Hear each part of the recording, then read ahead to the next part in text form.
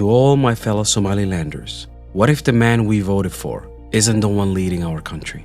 What if the real power, the one signing all the shady deals, silencing voices, and steering foreign policy, wasn't elected at all? What if Somaliland is being run not from the desk of the president, but from behind closed doors by a man no one chose? Today, we pull back the curtain. Welcome to Somaliland 360 presented by Blueprint Media. My name is Abdifatah Qalinly. Let's read between the lines. I want to be honest with you. Today's episode is going to be uncomfortable, but very necessary. We are diving into the growing belief that Somaliland isn't being led by President Abdirahman Irro, the man elected by the people, but by an unelected inner circle.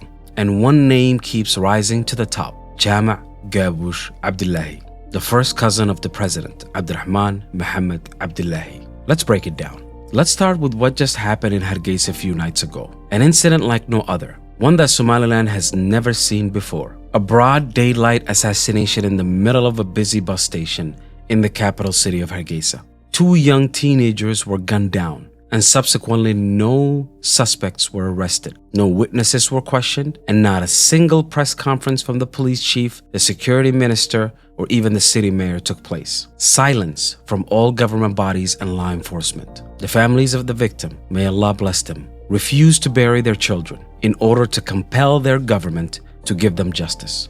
A desperate act that should have never been considered if the elected officials did their job. Now, instead of addressing these murders, the administration sent out ministers and sub-clan leaders to discredit those calling for answers, in effort to smear, distract, and divide. It's a tactic that unfortunately we have seen before, and one that we have become accustomed to under the 7-month leadership of President Abdirahman Irro, and a tactic that's only growing more dangerous.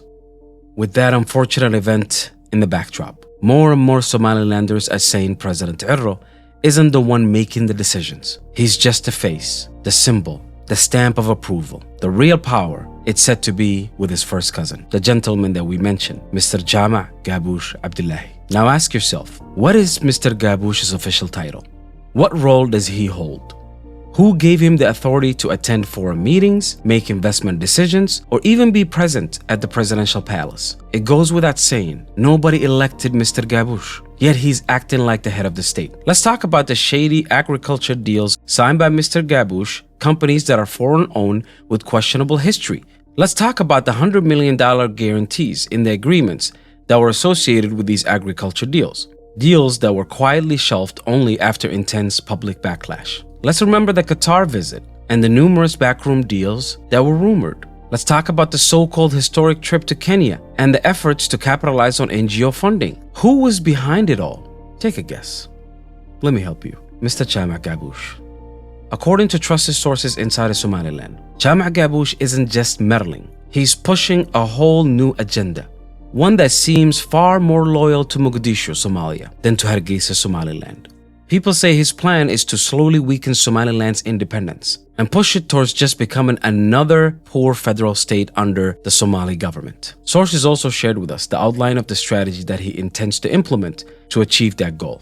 First, by undermining Somaliland's foreign ministry and acting as the de facto foreign minister after handpicking a negligibly underqualified candidate to lead the foreign ministry of Somaliland, who will serve as a frontman for Mr. Gabuush's interest in order to lead from the shadows and undermine Somaliland's established foreign policy doctrine, which was based on having mutual respect, cooperation, and interest with other nations and promoting Somaliland's independence and sovereignty on the global stage, while adhering to Somaliland's constitution and founding principles as an independent nation.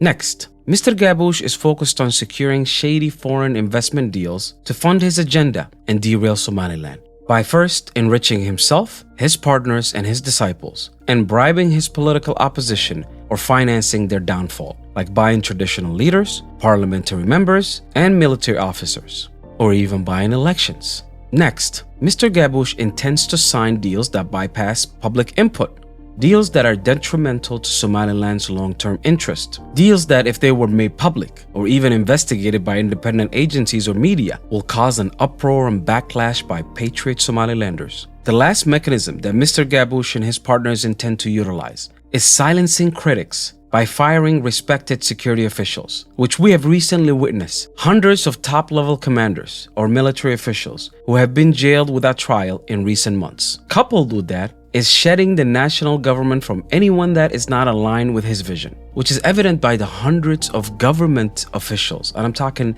non-military officials, career diplomats, career bureaucrats, career government workers that were let go or fired in recent months, and paving the way for hiring of their replacements that are either unqualified, as the saying goes, useful idiots, or hiring individuals with similar beliefs, as evident by the hiring of individuals that defected from Somaliland years ago and publicly stated that they don't believe in Somaliland's independence and their alliance to the Mogadishu vision. This isn't just corruption. This is sabotage and treason at the highest level, and it's happening right under our noses. You know what? The dynamic between President Erro and Mr. Gabuush is chillingly familiar. We have seen it in the 80s in Somalia. Former dictator Siad Barre and his cousin Abdirahman Barre, one was the face and the other was the fixer. Or the dynamic between former President Farmajo and Fahad Yassin. Farmajo is the face and Fahad is the brain. Both regimes epically failed and ended up in collapse, chaos, and bloodshed. Are we on the same path? I hope not. Because let's be honest, when you have gunmen roaming free, and when peaceful protests are met with bullets, and when foreign-funded projects displace our farmers, you have to ask, is this really what we voted for? Let me say this clearly. If President Erro truly holds the power, he must start showing it. He must choose between his oath to the people of Somaliland or his loyalty to his inner circle. He can't have it both ways. The time for excuses is over. We need justice for the victims in Hargeisa, Agabar, Bur'o, Gebile, and Berbera. We need transparency on foreign investment deals. We need accountability for the officers who have been locked away with no charges. Most of all, we need to know who's actually running our country, because it's starting to look like Somaliland isn't a democracy anymore. It's a family business, and that is unacceptable. Somaliland is at a crossroads. Do we let this moment pass quietly, letting unelected power brokers turn our dream of independence into a backroom bargaining chip? Or do we speak up? We didn't fight for self-rule just to hand it over to shadows. My name is Abdifatah Qalinly, and this was a special report by Somaliland 360, where we read between the lines. Please share, like, and subscribe. Until next time.